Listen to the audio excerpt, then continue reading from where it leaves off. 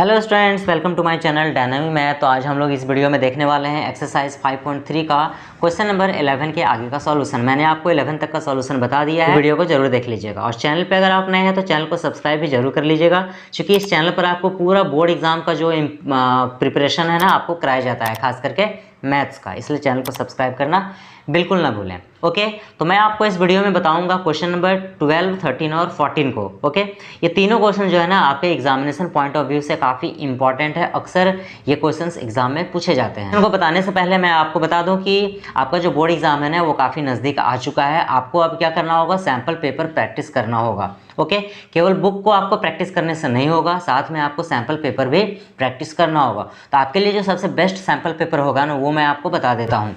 आपके लिए सबसे बेस्ट सैम्पल पेपर है वो है आपका ये एडुकाज़ोन का सैम्पल पेपर। ओके, ये एडुकाज़ोन का सैम्पल पेपर आपके लिए सबसे बेस्ट क्यों होगा मैं आपको बता देता हूँ। देखिए, ये एडुकाज़ोन का सैम्पल पेपर जो है ना वो 2024 का जो लेटेस्ट सैम्पल पेपर है। ओके, और ये 2024 में जो बोर्ड एग्जाम होने वाला है उसी लेटेस्ट पैटर्न पर आपको ये डिज़ाइन किया गया है। इसमें 10 सैम्पल पेपर आपको मिल जाएगा जो आपको एग्ज़ाम में काफ़ी हेल्प करेगा।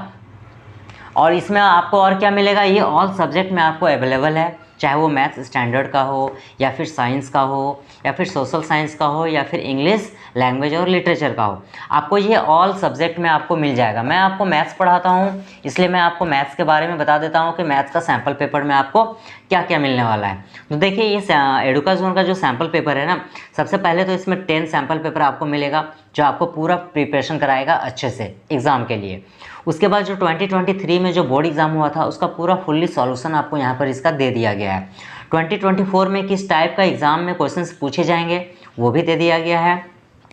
ब्रेनस्टॉर्म मैप के साथ में आपको क्विक रिवीजन भी दे दिया गया है। ओके, आपको इस बुक में और इंटरनल मटेरियल में आपको क्या क्या मिलेगा मैं आपको एक बता देता हूँ। देखिए, इसमें सबसे पहले आपको केस बेस्ड क्वेश्चन जितने भी होते हैं, कॉम्पिटेंसी बेस्ड क्वेश्चन, वो भी आपको यहाँ पर मिल जाएगा। चाहे वो 2 मार्क्स का क्वेश्चन हो, 3 मार्क्स का क्वेश्चन हो या फिर 4 मार्क्स का क्वेश्चन हो, सेक्शन वाइज आपको यहाँ पर दे दिया गया है। आपको यहाँ पर मल्टीपल चॉइस भी क्वेश्चन दे दिया गया है। प्रैक्टिस करने के लिए पूरा कंप्लीट मटेरियल आपको यहाँ पर मिल जाएगा। देखिए, ये कॉम्पिटेंसी बेस का क्वेश्चन है, काफ़ी अच्छे तरीके से दे दिया गया है और साथ में इसका सॉल्यूशन भी आपको यहाँ पर मिल जाएगा इस बुक में। और आपका एग्जाम में असर्शन और रीजन वाले क्वेश्चंस भी पूछे, रीजन और असर्शन वाले जितने भी क्वेश्चंस होते हैं वो सभी को यहाँ पर इंक्लूड कर दिया गया है। ओके, इसलिए इस बुक को आपको बाय जरूर करना है। ये देखिए, आपका ब्रेनस्टॉर्म मैप्स है जो आपको कहीं नहीं मिलेगा, केवल एडुकाज़ोन का सैम्पल पेपर में आपको मिलेगा। साथ में आपको क्या है, यहाँ पर क्विक रिवीजन का भी आपको मैप दे दिया गया है। एग्जाम्पल के तौर पर ये देखिए, हाइट एंड डिस्टेंस का दे दिया गया है, पूरा एग्जाम्पल के साथ में आपको समझाया गया है, डायग्राम के साथ में आपको यहाँ पर समझाया गया है, साथ में आपका फॉर्मूला भी दे दिया गया है। ओके, यहाँ पर देखिए आपको फार्मूला भी आपको मिल जाएगा। साथ में कॉम्पिटेंसी बेस वाले क्वेश्चंस को काफ़ी अच्छे तरीके से समझाया गया है। एग्जाम्पल के तौर पर देखिए, ये है एरिया रिलेटेड टू सर्कल्स। इस चैप्टर को पढ़ाने के बाद में मैं आपको एरिया रिलेटेड टू सर्कल्स भी आपको स्टार्ट करने वाला हूँ। जो है वो पूरा कंप्लीट जो आपका बेसिक कंसेप्ट है वो आपको यहाँ पर दिया गया है, साथ में आपका इसका फॉर्मूला भी दे दिया गया है। यानी कि एक पूरा कंप्लीट जो स्ट्रेटजी होता है मैथ्स का, चाहे ऑल सब्जेक्ट का, आपको यहाँ पर मिल जाएगा इस एडुकाज़ोन का बुक में। ओके, तो आपको इस बुक को बाय कर लेना है, काफ़ी कम प्राइस पर ये है, कोई भी बच्चा इसको एफर्ट कर सकता है। ओके, तो आपको इस बुक को बाय कहाँ से करना है, तो ये बुक आपको ऑफलाइन और ऑनलाइन दोनों में आपको मिल जाएगा। अगर आप ऑफलाइन खरीदना चाहते हो तो लोकल मार्केट में भी आपको मिल जाएगा। अगर आप ऑनलाइन बाय करना चाहते हो तो इस वीडियो के डिस्क्रिप्शन में मैंने लिंक दे दिया है, वहाँ से जाकर के आप इस बुक को बाय कर सकते हो। ओके, तो चलिए हम लोग स्टार्ट करते हैं क्वेश्चन नंबर 12 को। तो देखिए, क्वेश्चन नंबर 12 में यहाँ पर क्या बोला जा रहा है, find the sum of the first 40 positive integer divisible by 6। यानी कि 40 पॉजिटिव इंटीजर आपको फाइंड करना है, उसका सम फाइंड करना है और जो केवल और केवल 6 से डिविजिबल होगा। तो देखिए, 6 से कौन कौन सा, तो हम लोग यहाँ पर क्या करेंगे, 6, एक 12, फिर 18, यानी 6 का टेबल, 6 1 जा 6, 6 2 जा 12, 6 3 जा 18, इस तरह से ये बढ़ते जाएगा। ओके, अब देखिए, ये एक सीक्वेंस आ गया। आपको ये first term, second term, third term आपका दिया गया है। तो फर्स्ट टर्म को A1 से डिनोट करते हैं जो 6 है, सेकंड टर्म को A2 से डिनोट करते हैं जो 12 है। हमको कॉमन डिफरेंस फाइंड आउट कर लेना है, यानी कि सेकंड टर्म में फर्स्ट टर्म को माइनस करके। तो ये 12 है और ये फर्स्ट टर्म 6 है, माइनस करेंगे तो 6 आएगा। ये हो गया, आपका कॉमन डिफरेंस निकल गया। अब क्या करना है आपको, यहाँ पर n जो है वो 40 दिया गया है, चूँकि आपको 40 सम ऑफ 40 इंटीजर्स आपको फाइंड आउट करना है, यानी n का वैल्यू 40 है, तो आपको सम ऑफ 40 इंटीजर फाइंड करना है, यानी कि सम ऑफ 40 फाइंड करना है। तो ये Sn हो गया। तो Sn का जो फॉर्मूला होता है वो होता है n/2 इंटू में 2a प्लस n-1 इंटू में d, ये फॉर्मूला होता है। अब हम लोग क्या करेंगे, इसमें पुट करेंगे। तो S40 इक्वल टू n का वैल्यू 40 हो गया अपॉन में 2, ये 20 टाइम्स में कट जाएगा, इंटू में ये 2 है, इंटू में a का मतलब फर्स्ट टर्म जो कि 6 है, प्लस n-1 यानी 40 - 1 इंटू में d जो है वो 6 आया है, ये हो गया। अब ये S40 इक्वल टू ये हो गया 20 और इधर हो जाएगा 2 को 6 से मल्टीप्लाई करेंगे 12 प्लस ये 39 हो जाएगा इंटू में 6। अब देखिए यहाँ पर इसको हम लोग सॉल्व करते हैं।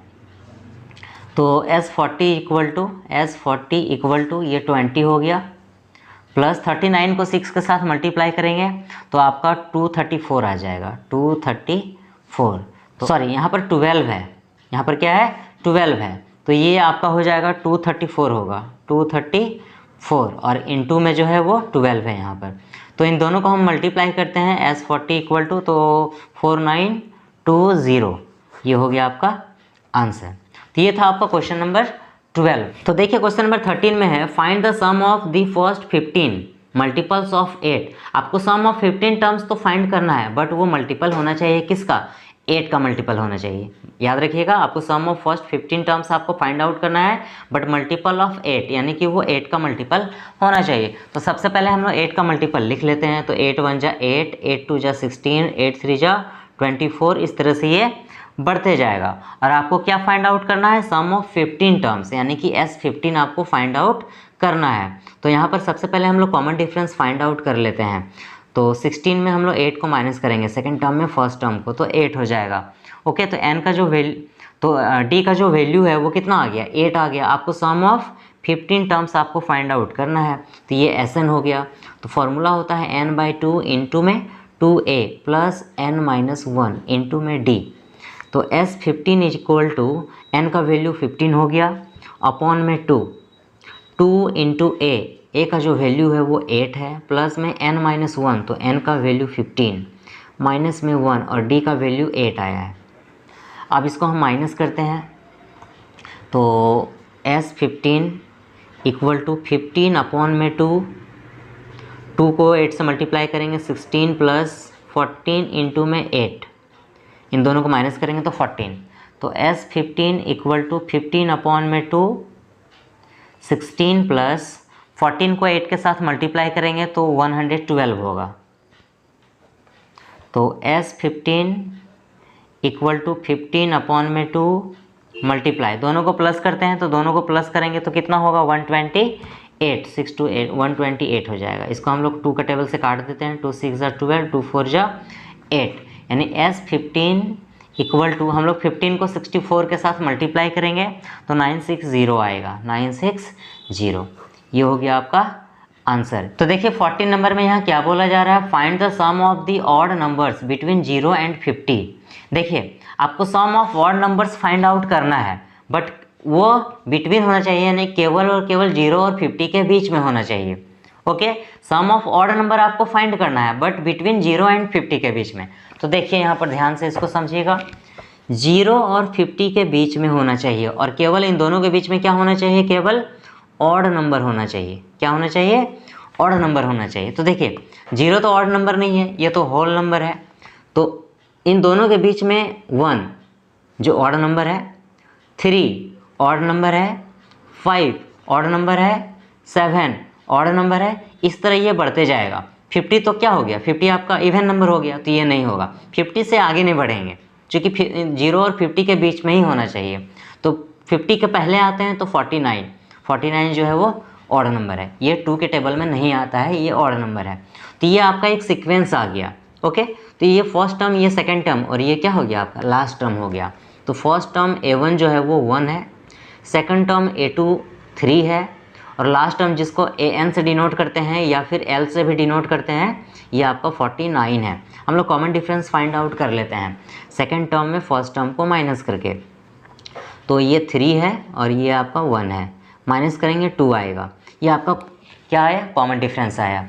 तो हम लोग यहाँ पर ए एन का एक फार्मूला यूज़ करते हैं, a plus n minus 1 into d. हम लोग ये फार्मूला क्यों यूज़ कर रहे हैं, चूँकि यहाँ पर एन का वैल्यू गिवन नहीं है, आपको सम फाइंड करना है, उसके लिए हमको एन भी तो चाहिए। तो एन हम लोग इस फार्मूले से फाइंड आउट कर लेते हैं।